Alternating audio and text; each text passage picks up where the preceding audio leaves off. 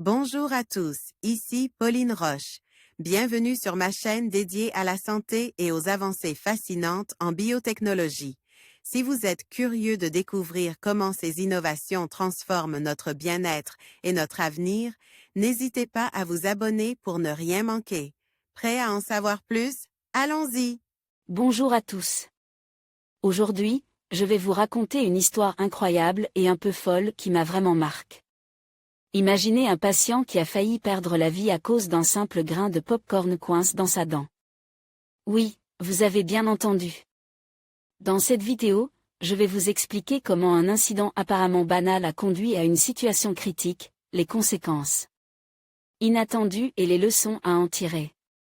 Restez avec moi pour découvrir cette aventure surprenante et parfois inquiétante. Un pompier britannique a dû être opéré à cœur ouvert pour un simple morceau de pop-corn coince dans une dent qu'il a vainement essayé de déloger. Une expérience qu'il n'est pas prêt d'oublier. Aujourd'hui, Futura vous livre un bon conseil de santé. La prochaine fois que vous irez au cinéma, préférez les Esquimaux au pop-corn. Les grains de mes souffles peuvent en effet vous être fatals, comme cela a failli être le cas de ce pompier britannique de 41 ans. Vivant à Coverack, un pittoresque village de pêche-pêche du Cornouall, au sud de l'Angleterre. De l'abcès dentaire à l'endocardite. Fin septembre 2019, Adam Martin regarde tranquillement un film en compagnie de sa femme, les deux amoureux se partageant un cornet de pop-corn. Il sent alors un morceau de mets qui reste coince au fond de sa bouche. Durant plusieurs jours, il tente désespérément de déloger l'intrus, à coups de cure-dents et de différents objets qui lui tombent sous la main, allant du capuchon de stylo au clou métallique en passant par un morceau de fil de fer-fer. Une semaine plus tard, Adam Martin ne se sent pas bien et pense avoir contracté un vilain rhume. Il se rend chez son médecin généraliste, qui lui diagnostique un léger souffle au cœur, et lui prescrit des analyses de sang et une radiographie. Ces dernières ne montrant que de légers signes d'inflammation, il est renvoyé chez lui avec des médicaments. Mais quelques jours après, les symptômes grippaux empirent, et Adam Martin constate l'apparition d'une ampoule remplie de sang sur son orteil. Il ne le sait pas encore, mais cette lésion érythémateuse nommée lésion de Janeway est l'un des symptômes typiques de l'endocardite infectieuse qu'il est en train de développer.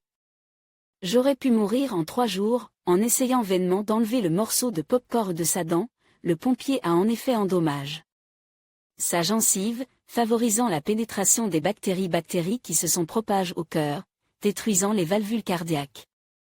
Le 18 octobre, Adam Martin se résout à se rendre à l'hôpital. Je sentais que quelque chose n'allait pas bien du tout, témoigne-t-il au site Cornwall Live. Je n'arrêtais pas de dormir, j'avais d'intenses douleurs dans les jambes. J'étais à ce moment-là très inquiet.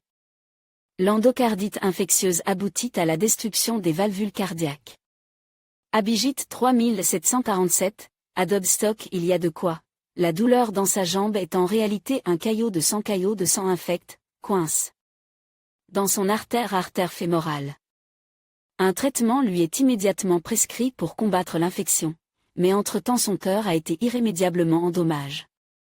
Il doit subir en urgence une opération à cœur ouvert de 7 heures pour remplacer sa valve aortique et sa valve atrioventriculaire gauche. Les médecins m'ont dit que si je n'étais pas allé chez le généraliste, j'aurais pu mourir en 3 jours, frissonne-t-il encore. Pensez d'abord à consulter votre dentiste.